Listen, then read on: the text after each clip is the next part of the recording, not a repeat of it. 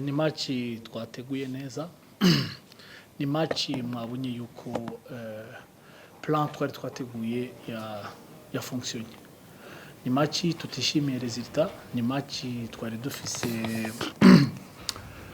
ivyizere vyinshi kandi mwabona yuko bishoboka kuko twashoboye gukora ibishoboka byose kugira dushobore gutahana aya manota 3 ariko mwabibonye namwe ko byagenze ntitwashoboye kuyabona kubera imvo zitatuvuye ko nta kundi turafatira inota rimwe nibaza yuko muravye match twakinye nibaza yuko twamerika inota 3 ubwo ntabwo tubwiye mu myiteguro mwari mwateguye iki byagenze gute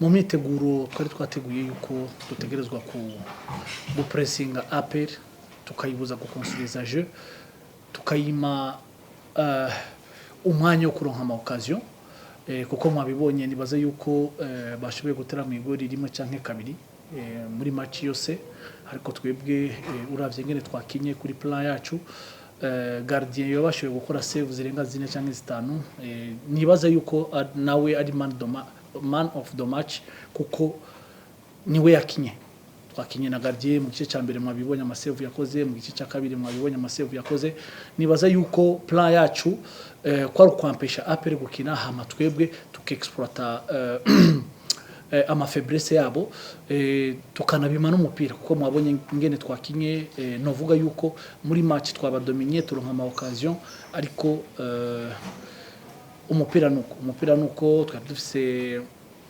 chance zo gutsinda match ariko twashoboye kuyitsinda nibaza yuko prochainement tuzotegura cyane gusumba ikibazo kimwe ku binyamakuru urivuga igitangazamakuru ukorera hanyuma uraza umutoza ikibazo kimwe gusa dore kuri rero ruhande cyangwa tuvuge ko birangirira nibaza yuko nitwishimye twari dufise ivyizere vyinshi kuri iyi match kandi murabona ko bishoboka novuga yuko arbitre yashoboye kwibesha atanga penalty itariyo bituza amahirwe yo kuronka amanota 3 nibaza yuko nkuko ubivuze abakunzi abafana ni bavyishimiye umupira nuko ashobora kwibesha ariko nibaza yuko hari amakosa aba ugasanga aratwafexe cyane nkatwe twari turi muri course y'igikombe nibaza yuko abareyo aho bari nibaza yuko natwe deception irahari kuko twari twizeye amanota 3 nkuko ngene twari twateguye match twari twashizemo imbaraga nyinshi ariko kubona tutayabonye nico gituma navuga yuko deception ihari hama kuvyerekeye igikombe dusigaje journée nkeya nibaza yuko kuri journée kurikira niho umuntu yomenya yuko atakiri muri course canke ari muri course kuko uravye twari dufise twari twizeye cyane gukuramo amanota 3 hagasigara amanota 5 kuri match zisigaye ntayo dushoboye gukuramo nibaza yuko rero prochaine match izoba decisive kugira turabe yuko twebwe dushaka gutsinda match yacu hama nabo ko bashobora kugira fopa kugira dushobore gukomeza turi muri course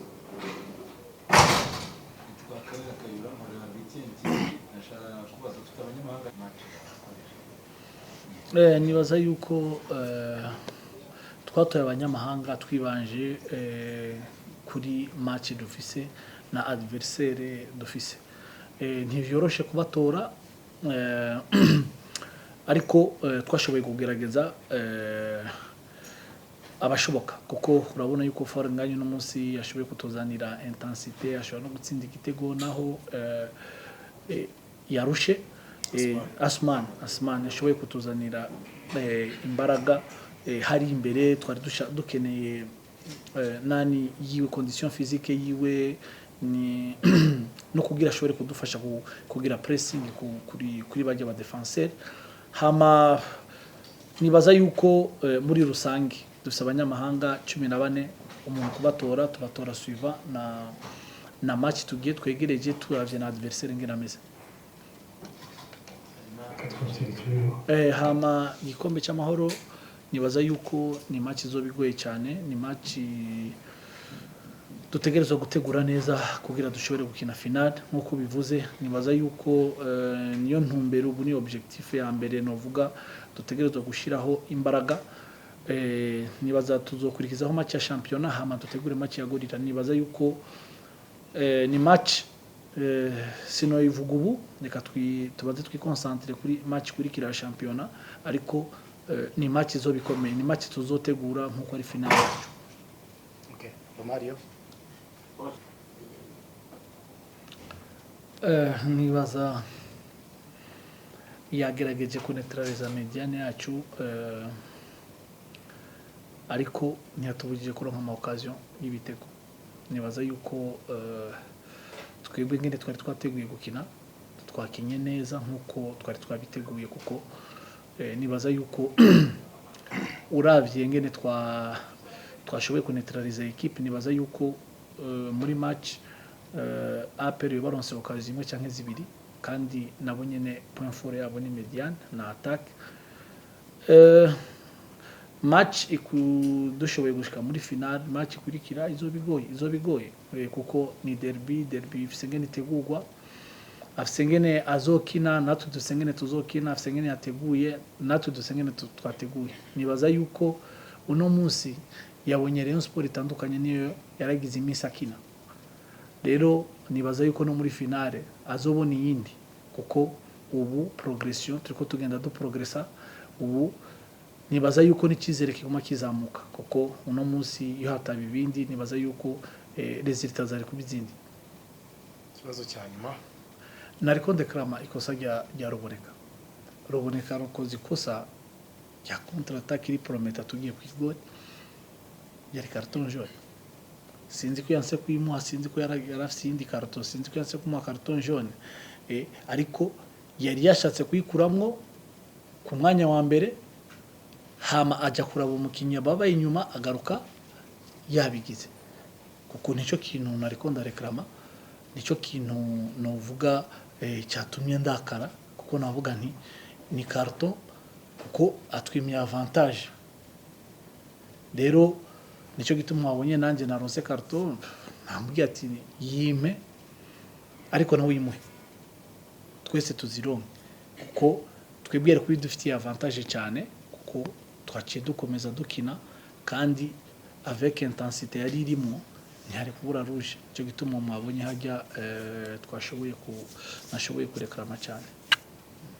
Murakoze cyane, mugira umugoroba mwiza. N'ubundi haracyari imikino, urabona hakiri amahirwe ku gikombe cya shampiyona. Turakomeza dukore, dufite intego ebyiri, ari shampiyona, igikombe cy'amahoro. Turakomeza dukore turebe icyo tuzabasha kugeraho cyangwa twabasha gutwara, tuzabira icyo ngicyo. Niyo ntego yacu. Hari indirimbo uretse gukora challenge ati ya Padex, ese reaction yagize we mwaravuganye, wabyakiriye ute kubona agize reaction? Ni ibintu byiza yikoze ikintu umuntu akabasha kuba yagishima, ni ibintu bigaragara ko wakoze ikintu cyiza, kuko nawe namwifuza gutera imbere nkuko nashobora kwanyifuza gutera imbere. Ndumva nta kindi kintu. Yavuze ko azaza Kigali, mwaravuganye ni boxing da?